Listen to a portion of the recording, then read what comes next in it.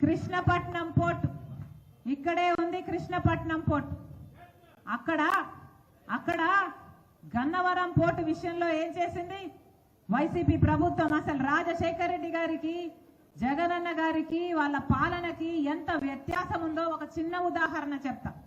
Gangavaram port Rajasekhara Reddy గారు ఉద్దేశించింది 30 సంవత్సరాలకు మళ్ళీ మొత్తం పోర్టు ప్రభుత్వం చేతుల్లోకి రావాలి అని ఉద్దేశిస్తే, జగనన్న గారు అదే పోర్టుని కేవలం 600 కోట్ల రూపాయలకు 70,000 కోట్లు విలువ చేసే ప్రాజెక్టు 6,500 కోట్లకు వాల్యుయేషన్ వేసి 10% 600 కోట్లు తీసుకొని మొత్తం ప్రాజెక్టును అదానికి అప్పచెప్పేశారు వైసీపీ ప్రభుత్వం, జగనన్న గారు. రాజశేఖర రెడ్డి గారు ఉద్దేశించిన సంక్షేమ పాలన ఇది ముమ్మాటికి కాదు. గంగవరం పోర్టు అలా తయారైతే ఇక్కడ కృష్ణపట్నం పోర్టుకు సంబంధించిన కార్మికులు ఎంతో మంది ఉన్నారు. ఈ పోర్టు కూడా మొత్తం అదానికి కట్టబెట్టారు. వాళ్ళేమో ఇక్కడ నుంచి కంటైనర్ టెర్మినల్ మొత్తము తొలగిస్తారట. ఇది మొత్తం బల్క్ కార్గోగా చేస్తారట. ఆ ప్రమాదం ఉంది. అదే కనుక జరిగితే 10,000 కుటుంబాలు రోడ్డున పడతాయి అని వీళ్ళ ఆవేదన. ఇది ఎక్కడి న్యాయం?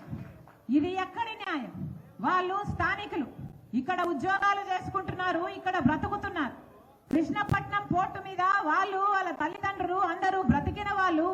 దాని మీద మీరు అదానికి ఇస్తే వాళ్ళేమో ఇష్టానుసారంగా నిర్ణయాలు తీసుకుంటుంటే, వాళ్ళు మిగతా పోర్టులను డెవలప్ చేసుకోవడానికి ఈ పోర్టులో ఉన్న కంటైనర్ టెర్మినల్ తగ్గించి దీన్ని బల్క్ కార్గోగా చేస్తే పాపం ఇంతమంది ఉద్యోగాలు పోతాయి, మాకు ఈ రోజు కనీసం ఉద్యోగ భద్రత లేదు అని మొత్తుకుంటున్నారే. ప్రభుత్వానికి వీళ్ళకు బదిలీ చేయాల్సిన సమాధానం చెప్పాల్సిన అవసరం లేదా? మరి ఏం సమాధానం చెప్తున్నారు? కనీసం మినిస్టర్ దగ్గరికి పోతే కనీసం పలకను కూడా పలకటం లేదట. మరి 10,000 మంది జీవితాలతో ఆడుకున్నట్టు కదా. ఇలా కృష్ణపట్నం పోర్ట్ అయినా, గంగవరం పోర్ట్ అయినా ఇలా ఏకంగా అదాని లాంటి వాళ్ళకి ఇచ్చేసుకుంటూ పోతే మన రాష్ట్రంలో ఇంకా ఏం మిగులుతుంది? మనకంటూ ఏముంటుంది? ఇప్పటికైనా మనకంటూ ఏముంది? మనకు రాజధాని ఉందా? ఒక పోలవరం ఉందా?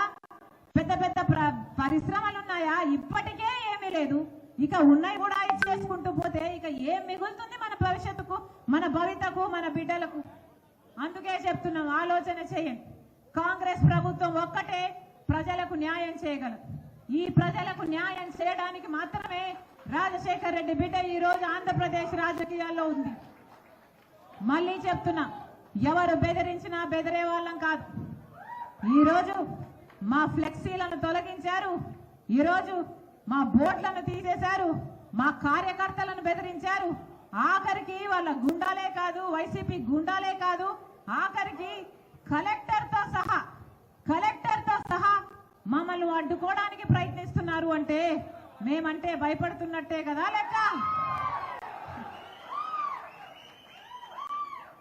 వైసీపీకి భయం పుట్టుకుందనే కదా లెక్క. నన్ను ఇంతగా దూషిస్తున్నారే, సోషల్ మీడియాలో నన్ను తిట్టిపోస్తున్నారే, ఇంతగా అడ్డుకుంటున్నారే, మరి మీ వెన్నులో వణుకు పుట్టింది అనడానికి ఇంతకంటే పెద్ద సాక్ష్యం ఏం కావాలి? ఇక్కడ ఉన్నది రాజశేఖర రెడ్డి రక్తం. పులి కడుపున పులే పుడుతుంది. ఎవ్వరికి బెదిరేది లేదు. ఇక్కడ ప్రజలకు మేలు చేయాలని వచ్చాము. మేలు చేసేంత వరకు ఆగేది కూడా లేదు. నేను రెడీ. మీరు రెడీయా? నేను రెడీ. మీరు రెడీయా? నేను రెడీ. మీరు రెడీయా? జోహార్ వైఎస్ఆర్, జోహార్.